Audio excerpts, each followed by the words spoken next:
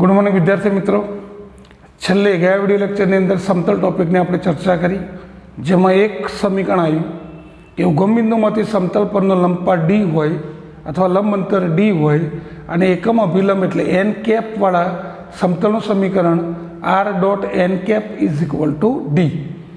બરાબર, જેના આપણે 4 ઉદાહરણ પણ જોયા. હવે આગળની થિયરીમાં વધીએ કે સમતલને લંબ અને આપેલા બિંદુમાંથી પસાર થતા સમતલનું સમીકરણ. તો મિત્રો શું કહ્યું છે કે એક સમતલ, માનો કે સમતલ પાઈ છે, તો એવું સમતલ કે એક બિંદુમાંથી પસાર થાય છે, એ બિંદુ આપણે એ સદિશ લઈએ અને સમતલનો અભિલંબ, સમતલને લંબ એટલે શું કહેવાય? સમતલનો અભિલંબ, જેને એન કહીએ. અથવા બીજા શબ્દોમાં થિયરીનું વર્ણન કરીએ તો થિયરી એમ કહેવા માગે છે કે એક બિંદુમાંથી પસાર થતા અને અભિલંબ આપ્યો હોય ત્યારે સમતલનું સમીકરણ કયું મુકાય. આગળની થિયરી શું હતું કે એકમ અભિલંબ હોય એન કેપ અને ઉગમ બિંદુથી સમતલ પરનું લંબ અંતર ડી હોય ત્યારે, જ્યારે આ એક બિંદુ હોય અને સમતલનો અભિલંબ હોય ત્યારે. તો આપણે જોઈએ તો સૌથી પહેલાં ધારી લઈએ, ધારો કે સમતલનો અભિલંબ એન સદિશ તથા સમતલ એ, જેનો સ્થાન સદિશ એ માંથી પસાર થાય છે. ઓકે, હવે કોઈ પણ સમતલ કે કોઈ પણ વક્રનું સમીકરણમાં ચલ હોય તો ચલ માટે આપણે એક બિંદુ લઈએ પી, જેનું સ્થાન સદિશ આર સદિશ, અને આર સદિશ એટલે એક્સ વાય અને ઝેડ, તથા સમતલ પર બિંદુ પી, જેનું સ્થાન સદિશ આર છે. હવે આ બંનેને જોડીએ એટલે કાં તો એપી સદિશ થાય કાં તો પીએ સદિશ. હવે આ સમતલનો અભિલંબ, તો મિત્રો આપણે વાત કરી હતી કે સમતલનો અભિલંબ એટલે શું? કે સમતલનો અભિલંબ એટલે સમતલની અંદર આવેલી પ્રત્યેક રેખાની દિશાને લંબ હોય. તો હાલ સમતલની અંદર એક દિશા છે, કઈ દિશા? એપી દિશા. તો એનો મતલબ સમતલનો અભિલંબ એ એપીને શું થશે? લંબ થશે. તો અહીંયા એપી સદિશની દિશા અને એન સદિશની દિશા બંને પરસ્પર લંબ થાય. થિયરી યાદ રાખજો, બંને લંબ છે એટલે બંનેનો ડોટ આપણે કેટલો લઈશું? 0 લઈશું. એપી એટલે પીનો સ્થાન સદિશ આર સદિશ માઇનસ એનો સ્થાન સદિશ એ સદિશ, એટલે કે આર સદિશ માઇનસ એ સદિશ ડોટ એન સદિશ. તો જો મિત્રો આ એક સમીકરણ મળ્યું. હવે આ સમીકરણનો ઉપયોગ ક્યારે કરવાનો? કે જ્યારે આપણી પાસે બિંદુ અને સમતલનો અભિલંબ, નોટ એકમ અભિલંબ, ખાલી ફક્ત અને ફક્ત અભિલંબ હોય ત્યારે કિંમત ખાલી મૂકી દેવાની છે. જે કયું સમીકરણ કહીશું? સદિશ સમીકરણ કહેવાય. કાર્તિજીય સમીકરણની વાત કરીએ તો મિત્રો આને અંદર ગુણીએ તો શું થશે? R dot n minus A dot N is equal to 0. આને પહેલી બાર લઈ જઈએ એટલે પ્લસ થશે, એટલે R dot N is equal to A dot N. એ એટલે કોઈ બિંદુ છે, એન એટલે અભિલંબ, એ પણ કોઈ બિંદુ છે. બંનેનો ડોટ ગુણાકાર કરીએ એટલે પ્લસ આવે કે માઇનસ આવે, પણ અચળ થશે. આર તો એક્સ વાય ઝેડ છે એટલે આ મૂલ્ય અચળમાં આવશે નહીં. તો આપણે એક કામ કરીએ, આર ડોટ એન અને આની જગ્યાએ આપણે ડી લખીએ, જે આપણે એ ડોટ એન બરાબર શું લીધું? ડી. તો જો મિત્રો આ એક સમીકરણ મળ્યું. હવે આગળના સમીકરણને મળતું આવે છે. પેલામાં આર ડોટ એન કેપ હતું, જ્યારે આમાં આર ડોટ એન સદિશ છે. તો કાર્તિજીય સમીકરણની વાત કરીએ તો હું તમને સમજાવું કે કાર્તિજીય સમીકરણ કઈ રીતે મળે. તો જો આ સદિશ સમીકરણ લખ્યું આપણે, આ સદિશ છે, આમાંથી કાર્તીય સમીકરણ મેળવીએ તો આનું કાર્તેજીય સમીકરણ. તો મિત્રો કાર્તેજીય સમીકરણ એટલે આમાં એક આરની જરૂર પડશે.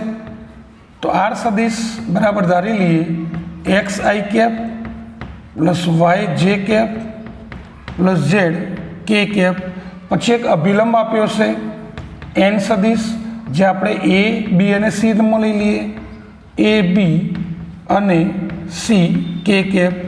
હવે આની અંદર કિંમત મૂકીએ તો r dot N is equal to d. આ બેનો ડોટ ગુણાકાર કરીએ તો એ એક્સ પહેલો ઘટક પ્લસ બી વાય અને ત્રીજો ઘટક C Z is equal to D. તો આવું સમીકરણ આપ્યું અને કાર્તીય સમીકરણ કહેવાય. આ સમીકરણ આપણે શોધવાનું નથી, આવું તમને આપેલું છે એનો મતલબ આ સ્વરૂપ હોય. આ જે સમતલ આપ્યું એ આ સ્વરૂપનું હોય. તો હું તમને પ્રશ્ન પૂછું કે આ સમતલ આપેલું હોય તો એનો અભિલંબ કેટલો? તો આગળના આપણે વિડીયો લેક્ચરમાં વાત કરેલી હતી કે એક્સનો ગુણક, વાયનો ગુણક અને ઝેડનો ગુણક જે હોય એટલે કે એ બી અને સી એ સમતલનો શું કહેવાય? અભિલંબ. દાખલા તરીકે તમને એમ કહ્યું કે 2i cap 2x minus 3y plus 4z is equal to 15. આ આપ્યું તો એનો આ સમતલ આ આપ્યું છે. તો આ કાર્તીય સમીકરણમાં છે અને એનું પ્રચલ આપણે સદિશ સમીકરણમાં નિરૂપણ કરવું હોય તો આનો અભિલંબ કયો? તો એક્સનો ગુણક 2 માઇનસ 3 4 એટલે 2 માઇનસ 3 અને 4 એટલે કે 2i cap minus 3j cap plus 4 k cap. પણ એને લખવું હોય તો આગળના દાખલામાં લખેલું જ છે આપણે આર ડોટ, સદિશ ફોર્મમાં લખું છું, આર ડોટ એન. એન એટલે અભિલંબ કયો? તો 2i cap minus 3j cap plus 4 k cap is equal two કેટલા? 15. તો આ જે મળ્યું એ સમતલનું શું કહેવાય? સદિશ સમીકરણ. ઓકે, તો આવું સમતલ આપ્યું હોય તો અભિલંબ શોધતા આવડવું જોઈએ કે એક્સ વાય અને ઝેડનો જે ગુણક હોય એ સમતલનું શું કહેવાય? અભિલંબ. એના પછી આને લગતું એક આપણે ઉદાહરણ લઈએ કે જ્યારે બિંદુ અને સમતલનો અભિલંબ આપ્યો હોય ત્યારે સમતલનું સમીકરણ કઈ રીતે શોધાય. તો ઉદાહરણ નંબર 17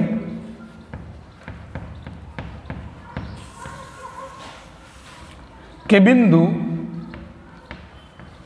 5 2 માઇનસ 4 માંથી પસાર થતા તથા 2 3 અને -1 દિક ગુણોત્તર વાળી રેખાને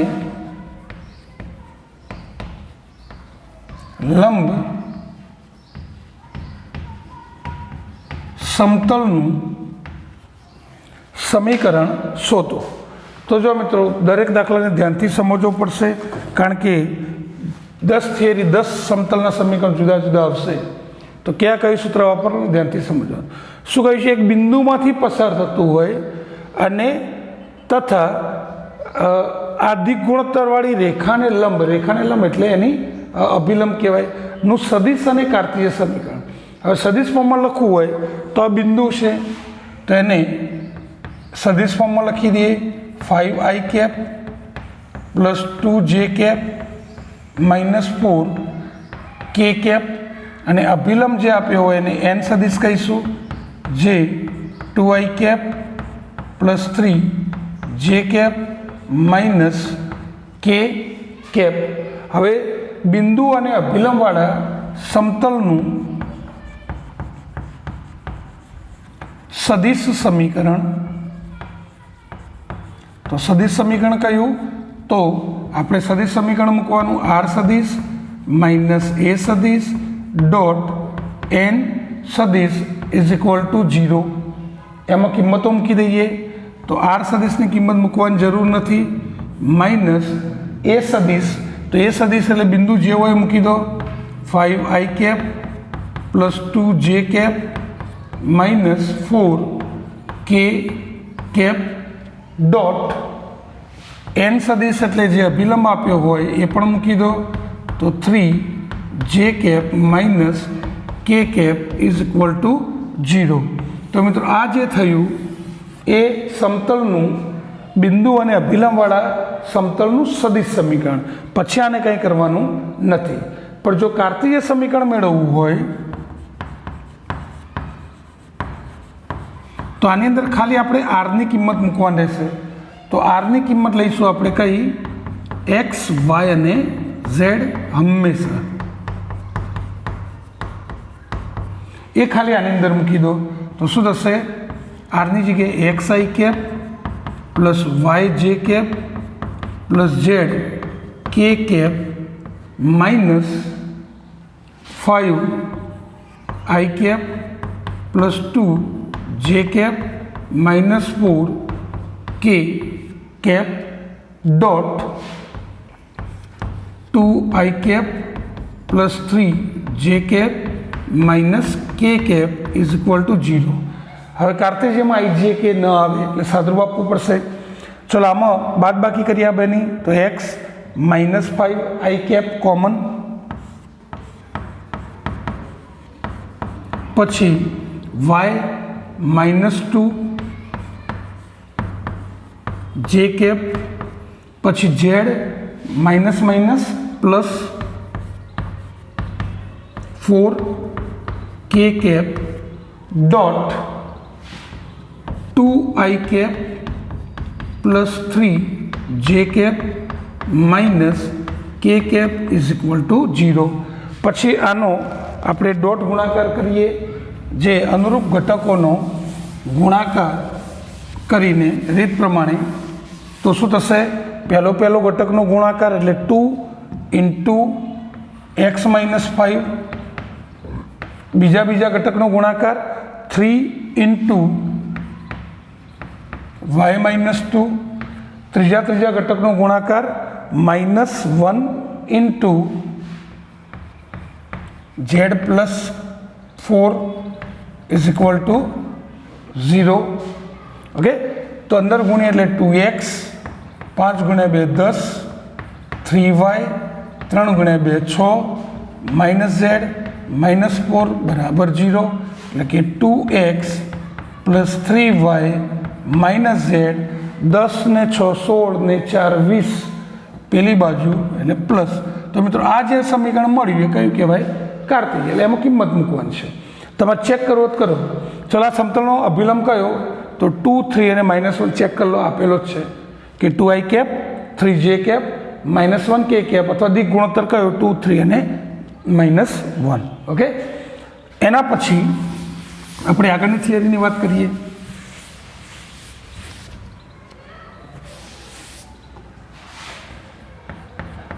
કે 3 ભિન્ન અસમરેખ બિંદુમાંથી પસાર થતા સમતલનું સમીકરણ. તો જો 3 ભિન્ન અસમરેખ બિંદુમાંથી પસાર થતું સમતલ, તો હવે એવું સમતલ કે 3 ભિન્ન બિંદુ, તો આપણે 3 ભિન્ન બિંદુ લઈ લઈએ. ધારો કે 3 ભિન્ન અસમરેખ બિંદુઓ, એક લઈએ આપણે R જેનો સ્થાન સદિશ A, એક લઈએ S જેનો સ્થાન સદિશ B, અને એક લઈએ આપણે T જેનો સ્થાન સદિશ C છે. તો 3 ભિન્ન અસમરેખ બિંદુઓ લીધા R, S અને T. તો હવે શું કહ્યું છે કે એવું સમતલનું સમીકરણ કે 3 ભિન્ન બિંદુ R, S અને T અને પાછા અસમરેખ હોય, અને આ સમતલનો અભિલંબ. તો જો મિત્રો આની અંદર સમતલનો અભિલંબ, આપણે સમતલનું સમીકરણ હાલ આગળ જોયું કે બિંદુ હોય અને એનો અભિલંબ હોય. તો ચલો સમતલની અંદર બિંદુ તો એક નહીં 3 બિંદુ છે, આર, એસ અને ટી. તો 3માંથી ગમે તે બિંદુ લઈ શકાય, એક બિંદુ તો મળે. હવે અભિલંબ, તો અભિલંબ એટલે સમતલની અંદર આવેલી પ્રત્યેક રેખાની દિશાને લંબ હોય. તો આની અંદર 2 દિશા, આપણે વધુમાં વધુ 2 દિશા, કારણ કે 2નો જ ક્રોસ ગુણાકાર છે, 3નો ક્રોસ ગુણાકારનું સૂત્ર આપણે 12th લેવલે નથી. તો કોઈ પણ 2 દિશા બનાવીએ, દાખલા કે આર ટી અને એક બનાવીએ શું, આર એસ. તો એનો મતલબ સમતલનો અભિલંબ એ સમતલની અંદર આવેલી 2 દિશાને લંબ છે, આર એસને લંબ છે અને આર ટીને પણ શું છે, લંબ છે. તો એન સદિશ એ સમતલનો, આપણે પહેલાં કહી દઈએ સમતલનો શું છે, અભિલંબ છે. તો એન સદિશ એ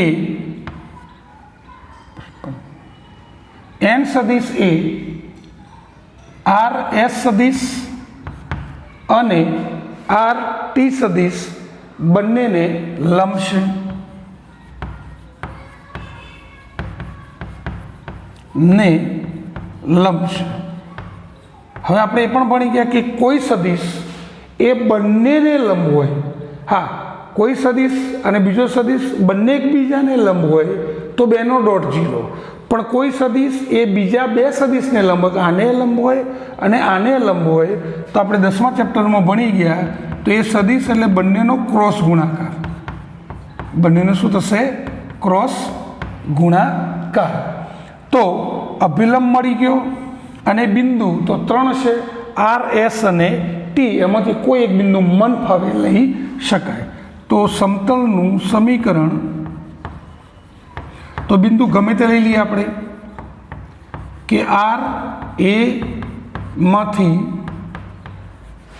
તથા એન અભિલંબ. તો સમતલનું સમીકરણ આપણે ભણી ગયા કે આર માઇનસ બિંદુ, તો બિંદુ અહીંયા એ લીધું, ડોટ શું, એન સદિશ બરાબર 0. પણ અભિલંબ આપણે શોધ્યો કેટલો,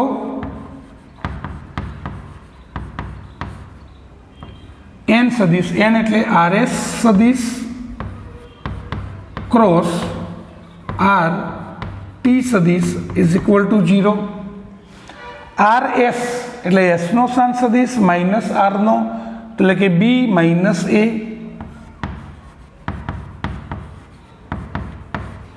તો કૌંસમાં બી માઇનસ એ ડોટ ક્રોસ આર ટી એટલે ટીનો સ્થાન સદિશ C minus A is equal to 0. તો બધું યાદ રાખવું પડશે. તો આ સમીકરણ એ 3 બિંદુ એ, બી અને સી, 3 બિંદુ આર એસ અને ટી માંથી પસાર થતા સમતલનું આ સમીકરણ સદિશ સમીકરણ છે. ઓકે, કઈ રીતે, તો પહેલાની અંદર આર એટલે એક્સ વાય ઝેડ, સદિશ કયો એટલે આર એમને પહેલું બિંદુ મૂકી દો, કૌંસમાં બી અને એની બાદબાકી ક્રોસ સી અને એની બાદબાકી જે થાય, પછી ક્રોસ ગુણાકાર કરવાનો નથી. હવે કાર્તિજીય સમીકરણનું, જો કાર્તિજીય સમીકરણમાં સરળ છે, તમને ખબર પડી જશે હાલ જ કે 3 ભિન્ન અસમરેખ બિંદુમાંથી પસાર થતા સમતલનું કાર્તેજીય સમીકરણ. તો આની અંદર એક આર સદિશ છે જેના યામ x i cap plus y j cap plus z k cap છે. એ સદિશ જેના યામ એવું હોય તો આપણે x1 y1 અને z1 લઈએ અને z1 કે કેપ છે. સી સદિશ લઈએ, બી x2 plus y2 plus z2 કે કેપ અને સી સદિશ પણ લઈએ x3 આઈ કેપ પ્લસ y3 જે કેપ પ્લસ z3 કે કેપ. સમતળનું સમીકરણ આપણે સદિશ સ્વરૂપે શોધ્યું, આર માઇનસ એ સદિશ डॉट कौंस में बी माइनस ए सदिश क्रॉस सी माइनस ए सदिश इज इक्वल टू 0। હવે જો મિત્રો કાર્તીય સમીકરણ કઈ રીતે યાદ રાખવાનું, તો અહીંયા 3 સદિશ છે, આ એક સદિશ, આ બીજો સદિશ અને આ ત્રીજો સદિશ।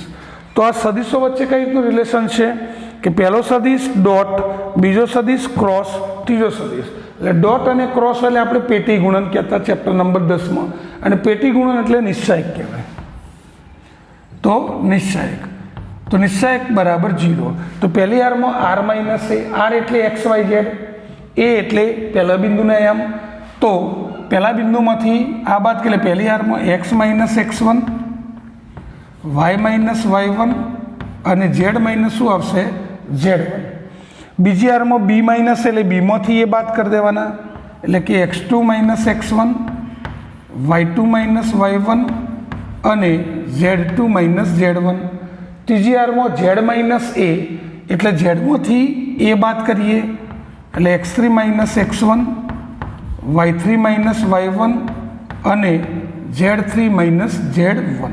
તો આ સમતલનું સમીકરણ છે। ઓકે, બીજી રીતે સમજાવું ચલો તમને, કે તમને 3 બિંદુ આપ્યા, સિમ્પલ કહું કે 3 બિંદુ 1 2 3, બીજું બિંદુ માનો કે 2 3 4 અને એક બિંદુ આપ્યું 5 6 અને 7। તમને કહ્યું આ 3 બિંદુમાંથી પસાર થતા સમતલનું સમીકરણ શોધો। સદિશ કહ્યું હોય તો એ બી છે અહીંયા મૂકવાના છે, ના કહ્યું હોય તો ડાયરેક્ટ શોધવું હોય તો જો નિશ્ચાયક બરાબર 0। હવે એક બિંદુ તમારે પસંદ, જો અહીંયા x1 x1 x1 y1 y1 y1 z1 z1 z1, તો એક બિંદુ ગમે તે એક આપણે સ્પેરમાં રાખવાનું। પહેલી આરમાં એક્સ વાય ઝેડમાંથી બાદ કરવાનું, બીજી આરમાંથી એ બિંદુ, બીજું બિંદુ x2 y2 z2માંથી બાદ કરીશું, ત્રીજી આરમાં ત્રીજું બિંદુમાંથી બાદ કરીશું। તો પહેલી આરમાં આ બિંદુ શામાંથી બાદ કરીશું, x y અને z। બીજી આરમાં બીજા બિંદુમાંથી બાદ કરીશું, એટલે 2, પહેલી આરમાં x y z રાખવાનું કારણ કે ચલ જોઈએ, બીજી આરમાં બીજા બિંદુમાંથી આ બાદ કરો તો 2 માઇનસ 1, 3 માઇનસ 2 અને 4 માઇનસ 3। એવી જ રીતે ત્રીજી આરમાં ત્રીજામાંથી આ બાદ કરો તો 5 માઇનસ 1, 6 માઇનસ 2 અને 7 માઇનસ 3 ઇક્વલ ટુ 0। પછી વિસ્તરણ આપી અને એક્સ વાય ઝેડ ફોર્મની અંદર સમીકરણ મળે, બરાબર। તો આનું એક આપણે ઉદાહરણ જોઈએ એટલે તમને વધારે ખબર પડે કે ઉદાહરણ નંબર 18।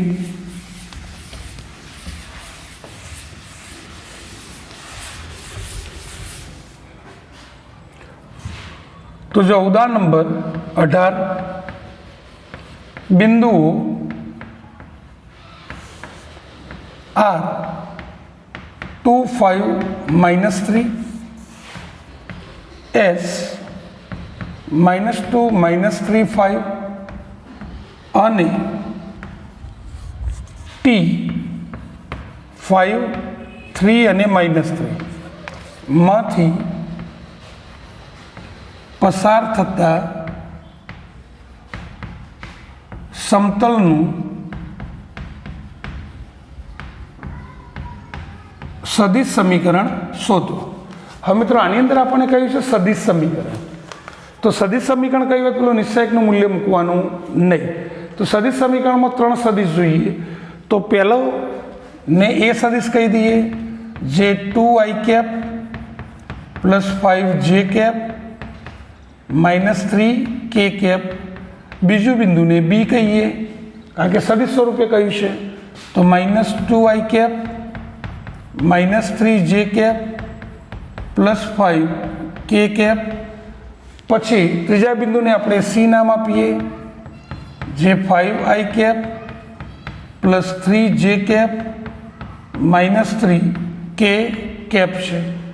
તો સદિશ સમીકરણ એ સમતલનું સમીકરણ પહેલાં યાદ રાખીને મૂકવું પડશે કે સમતલનું સમીકરણ કયું, તો આર -a ડોટ કૌંસમાં b -a cross c -a is equal to 0। R ना या मूकवाना जरूर, सदिश समीकरणना कोईपणनी अंदर आर ना या मूकवाना નહીં મૂકો તો પણ વાંધો નહીં. એ સદિશ એટલે બિંદુ મૂકી દો. 2i cap plus 5j cap minus 3k cap dot B minus A. તો બીમાંથી એ બાદ કરી દો તો માઇનસ 2i કેપ માઇનસ 2 એટલે માઇનસ 4i કેપ માઇનસ 3 એમાંથી 5 જાય એટલે માઇનસ 8 થશે. માઇનસ 3 અને આ માઇનસ માઇનસ પ્લસ 3 એટલે કેન્સલ થશે. ક્રોસ સી માઇનસ એ એટલે સીમાંથી એ બાદ કરો. 5i કેપમાંથી 2i કેપ જાય તો 3i કેપ. 3jમાંથી 5j જાય તો માઇનસ 2j કેપ અને minus 3 minus minus plus 3 cancel થશે. સોરી આપણે બી માઇનસ એ સોરી ભૂલ થઈ. તો 5kમાંથી 3k બાદ થાય એટલે માઇનસ માઇનસ પ્લસ અને માઇનસ 3માંથી 5 જાય એટલે માઇનસ 8. તો સોરી અહીંયા વધશે 1 plus 8k cross C minus એટલે સીમાંથી 5માંથી 2 જાય 3, 3માંથી 5 જાય તો 2 અને આ કેન્સલ થશે. તો 3i cap minus 2j cap is equal to 0. પછી મિત્રો આનું કંઈ જ કરવાની જરૂર નથી. પછી ટાઈમ વેસ્ટ ના કરતા કે બેનો ક્રોસ ગુણાકાર કરીને શોધીએ. સદિશ સ્વરૂપ એટલે સદિશ કોઈ ડિજિટ સેપરેટ હોવા જોઈએ નહીં. ઓકે, તો આજે વિડીયો લેક્ચરની અંદર આટલા સુધી રાખીએ. આવતા વિડીયો લેક્ચરની અંદર થોડીક નવી થિયરી, નવા ઉદાહરણ સાથે અને નવા દિવસ સાથે આપણે અભ્યાસ કરીશું. ત્યાં સુધી બધું રેગ્યુલર લખવાનું છે, રેગ્યુલર ભણવાનું છે. ઓકે, તો ભણતા રહો, હસતા રહો, બી હેપી.